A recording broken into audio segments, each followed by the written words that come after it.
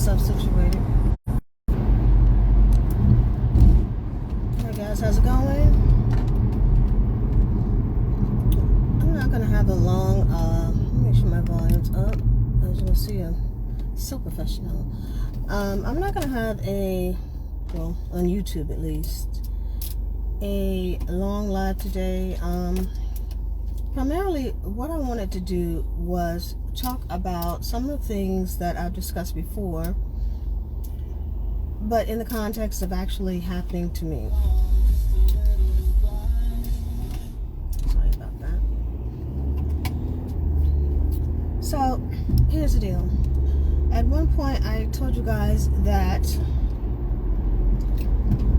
in some states there were laws because the men were so predatory towards women that they actually were damaging women's cars by putting things in their tires to make their cars fail, or in some way bothering their tires on their vehicle so that they would have an accident or something. Well, this has been ongoing with me for the last few years, and I mean, there's a lot of men here who, and I'm not gonna be rude, but who have problems with their sexuality, who may have problems with actually addressing those issues, and issues with their mothers, and a lot of jealousy and all of this type of internalized behavior. And yeah, we've had the immigrant situation. Specifically, we're talking about gang violence and just the misogyny that has increased. So, I'm driving the other day, and this was like a week or so ago. This is when it started. And I see that my tire shows low air. So I'm like, okay, this is weird. I have the type of car that tells you which tire it is. So I go and fill the car, tire with air, and I'm thinking, okay, well, it may be time to change it. But then it's okay for a couple of days, and then it comes back on again. So I'm like, okay, so I go to the closest place I could find, which at the time was Walmart, and I go to the auto section, and I'm like, okay, I need you to look at this tire and tell me what's wrong with it. They say, okay, there's a nail in it, and there's a sign there. That part was legit, that says specifically if it's in a certain part of the tire, they can't repair it. It has to be replaced. So they checked it to make sure it wasn't in that certain part of the tire, and they said, okay, we can patch it, but we really shouldn't because the tread is low. So I said, okay, I get it. I'll stop again and get it, replaced when I can. So that was in the back of my vehicle on the right side, the back tire on the right side. So this was 4 days ago, maybe. Cost me, I think, $25, something like that. Not bad. So I said, okay, whatever. So I decided to go and jump in my car, still trying to find time to go get it replaced. When I decided to go get this tire replaced, nothing wrong with it, no lights on or anything, telling me it had low air, it was fine. Took it to the place, got it replaced, drove away, literally did nothing but pick my daughter up and maybe go to one other place and went home. Do you know that was yesterday, and the light came on for that same tire saying that it had low air. Now mind you, the tire that was actually replaced was when I think about it, was the one in the back on the right. This is the front right tire. This is another whole tire. Now I'm not saying, okay, tires don't wear out, but I'm saying stuff happens to me on the regular that doesn't happen very often to a lot of people. So this tire that he replaced on the right in the front yesterday, the light came on and said low air. I'm like, he just replaced it yesterday, and I saw him. He showed me the tire. It looked good. Put it on the car and everything. Paid him $55, which wasn't bad because this is a used tire. I didn't get the new one because I didn't want to go back to Walmart, and I got ripped off at the place for my oil changes where they caused an oil leak, and I paid them over $100 for the oil change. So, and they do tires too, but I was just like, I'm just gonna stop real quick and get this replaced. And same thing. There was a nail in this tire yesterday, or last week. Now there's a nail in the front tire yesterday. So I'm like, that's strange, because could it possibly have been that when I stopped at Walmart to get the first tire changed, these banshees just switched the tires. And the one with the nail in it, they put in the front instead of repairing it, and switched to the tires. Because this is what they think about women, we're stupid. And just kept the money. And so then when I go and get this one replaced, today the light comes on in the front and says low tire, low air. And I'm like, what the? So I drive back to the place because they closed early, and I had to get in there, and I had to pick my daughter up at the same time, of course. So I told her I'm going to be running late. But I'm like, what is going on? So he's like, yeah, there was a little tiny hole. It's just Mexican cat. You know, I don't care. We didn't see it yesterday. We don't know. Sometimes it's like that. Really. Something I've never heard before. So we went ahead and hot patched it. And it should last for the longevity of the tire. I'm sitting here thinking, either one, old dude didn't think I was going to come back, because I will come back. And I don't care if it's $5 or $55, $56, whatever. I'm going to roll up. And believe me, if this thing fails, I'm going to roll up again. Because I'm sitting up here thinking about the safety of my family. I'm not thinking about the money. And I'm thinking about the disgusting nature of sexual harassment and what black women have to go through. If we document more of these cases, perhaps we'll get better responses, and we'll get people to pay attention to stopping these things. And it's sad, if they need to pass new legislation, they need to do so. If misogyny is so bad that we cannot get car services, they have to leverage every single thing, their manhood, you know, their pride. If it's this one particular person, I don't want to be, as I said, neurotic, that happens to be doing this, that's doing all of this other stalkerish type behavior, I would hope not. It's calling them saying, hey, get on the nerves and not fix the tire. Do this, you know, I would hope that's not the case. But if that is the case, again, why would you participate? I understand people can be bribed, but it doesn't make any sense. I mean, ladies and gentlemen, if you think that I complain about sexual harassment, and I'm constantly talking about toxic masculinity, I mean, yes, I have a background in these things. Yes, I'm well educated. You know, I have several degrees. That's not why I choose to speak on the subject matter. I choose to speak on the subject matter because it's constantly happening. And it happens within daily life. And some people are either very naive or very weak in their assertion, right? And what happens a lot of times is it doesn't get resolved because no one ever does anything about it. And we end up in situations such as myself, and people say, well, how did you end up in that situation? You know, and this is a lesson about life. How did you end up in these situations? How come you keep moving? And you see how also it works to the advantage of the party that's involved, because they can continually make it look like you're the one who's doing something when they're the ones with the problems, and they're the ones that are actually doing the action that has caused the reaction. And if you don't say anything, it'll just spiral and spiral and spiral, and they'll keep lying and lying and lying. And then this is what we have, a systematic form of oppression for women.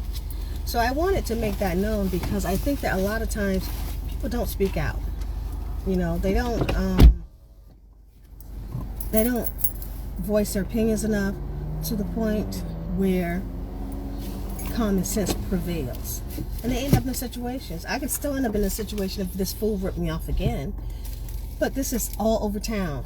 It's the same thing with doctors. I never had male-centered doctors, and if I have a female-centered doctor, remember I told you guys, I think I tweeted about the African doctor with the religious music and all this nonsense. I mean, if this stuff wasn't happening, I'd think it was a joke or something. I think it was some type of reality TV show where people were trying to get you to laugh or put you, you know, into crazy situations to see what your reaction would be. That's how bad it is. But it's not a comedy, not to my knowledge. Not unless we're talking about the Truman Show. I mean, it is a reality for a number of African American women. You know, and today, for you guys who aren't following me on Twitter, you should be. I hope that you are. You know, we're talking about Tiger Woods and the possible sexual assault allegation. We don't know if his girlfriend wants the order to be rescinded, that she has the NDA because it was sexual assault, sexual harassment, or something of the like. But, you know, I told you guys to stop looking at the outer covering of folk and stop pretending that people, especially black men, are holier than thou. Because a lot of these, especially these sports figures, are really not that type of person. I don't mean to be that way, but we hold them to the highest esteem, but then we disrespect black women and call them somebody else's name because they're not calling me out by my name. And I find that to be amusing when we can actually look at someone and see that they're lying about someone. If they're a black woman, a different connotation evolves, and that is problematic. Right, I'm not going to go through everything I've tweeted today. You guys can go and take a look. I mean, stuff about the Republicans trying to supposedly invade Mexico. I don't know if that's the correct term, if people are overacting. I told you my thought process was close the border until the problem with the gangs are fixed. And I can't even say gangs because that's really the cartel. So, and no one knows how extensive this problem is. If you've ever lived in California, if you ever lived in Florida, and I've said this over and over, Northern Virginia, Boston, on and on and on and on. Now, to a certain extent in the United States, they have been curbing some of this gang violence.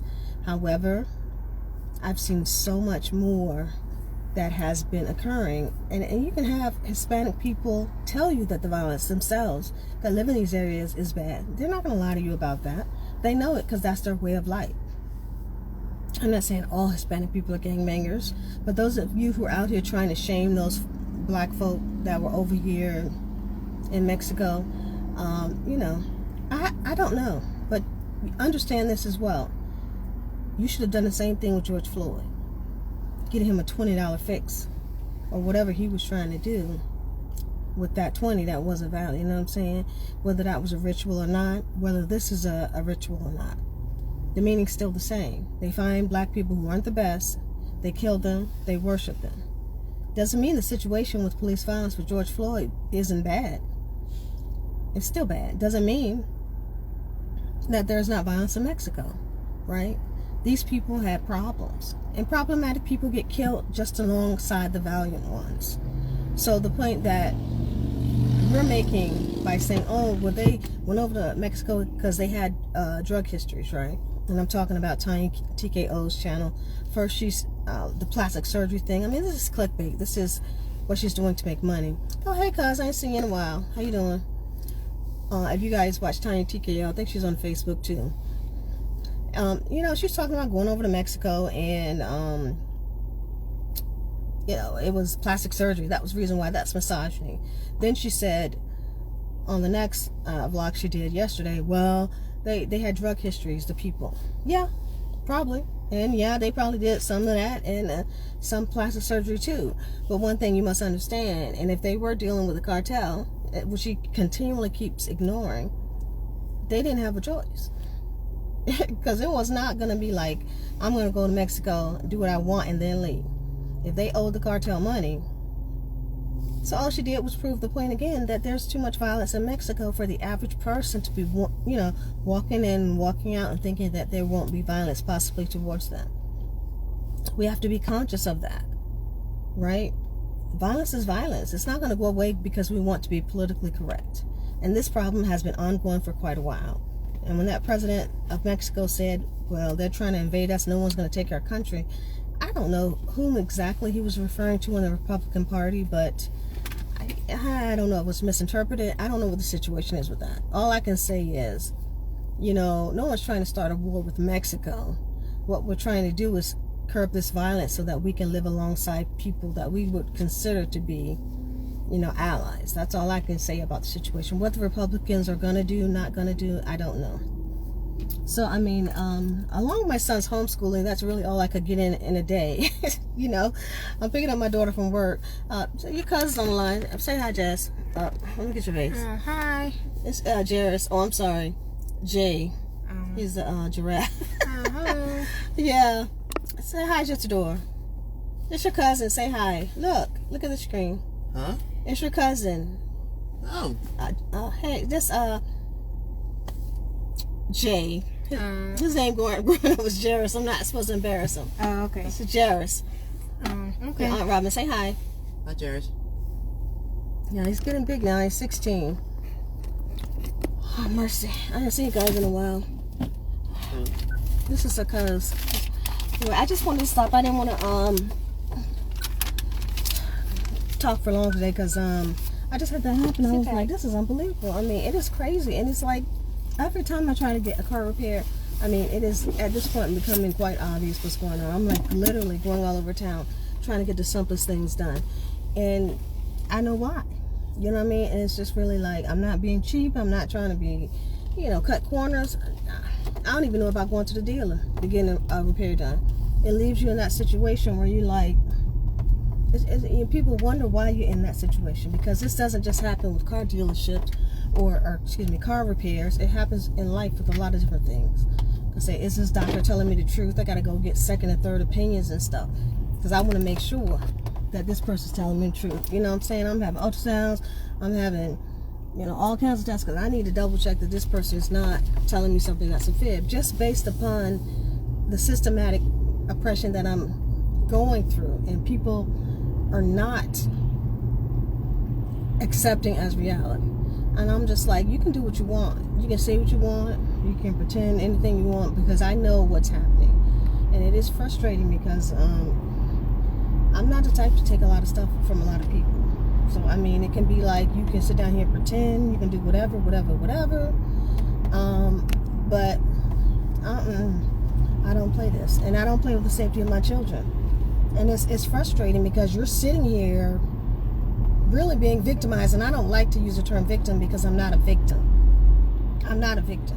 But if you don't have a choice and you're really screaming at the top of your lungs that this is BS, and you're trying to be nice and you're trying to move forward, and people are constantly trying to block you, I'm not going to keep my mouth shut if I feel like, especially, not only will it help me, but it would help other people as well.